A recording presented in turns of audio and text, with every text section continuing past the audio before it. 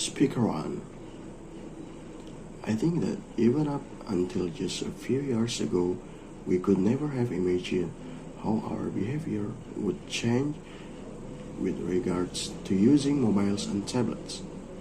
I know that I would find it incredibly difficult to live without my mobile.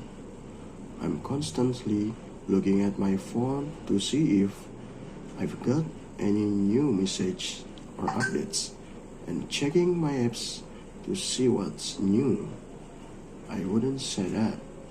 I post my life online, not like some people I know, but I do like to keep up with what people are up to. Friends, family, and even other people I know but maybe haven't seen for years, like old school friends, and check out photos of what they look like now. Hahaha. Speaker 2. Anyway, I think it's quite funny that we're always reading about teenagers and young people becoming obsessed with online communication. But if you ask me, we need to worry just as much about adults. At the office where I work, even when we have a break, nobody talks to each other unless they absolutely have to, which is a sorry state of affairs to say the least. Everyone's too busy checking their social networks and sending messages to have time to communicate face to face. People spend their lunchtime glued to their screens or barely glance up from their phones. Even during meetings, people can't resist subtly checking their phone. And what really irritates me is when you are trying to talk to someone and they are more interested in looking at their phone than paying attention to what you're saying, even though you're right in front of them. Phubbing, I think it's called. Speaker 3. I was listening to this discussion on the radio the other day talking about online communication, and they were talking about FOMO, or what was it? Fear of missing out, which apparently is a kind of modern psychological syndrome which we are affected by because of our obsession with online communication.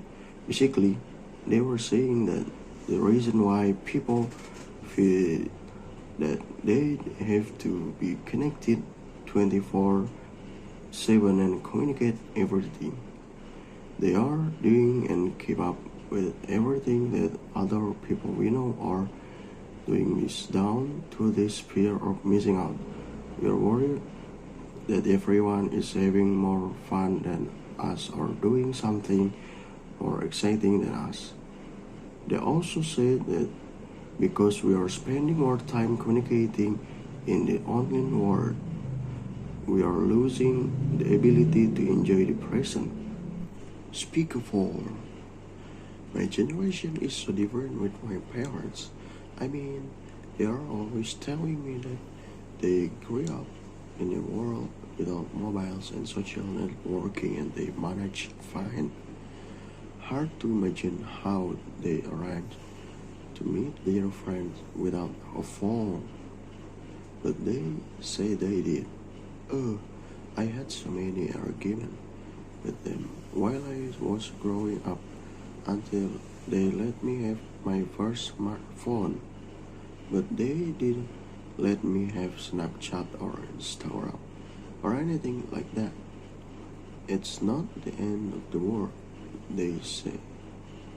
They just didn't understand that that's the way people my age communicate with each other. Nobody actually talks on the phone anymore. They have no idea how much I missed out on at school being the only one who didn't have Snapchat. Also at school, we had a lot of talks and stuff on how to stay safe online, and most of us knew that anything we post online was going to be there forever. Speaker 5. For me, One of the best things about online communication is that you can stay in touch with everyone at the same time all the time. You know exactly what's going on, when and where, so you never miss out on anything.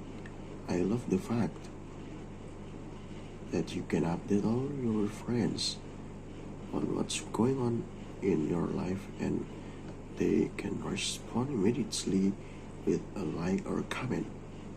So you feel like you're together with people even though you might be completely alone sitting on a bus or at home. I share lots of photos, but I only post up my best edit shots. I hate it when people I know post photos of me not looking my best.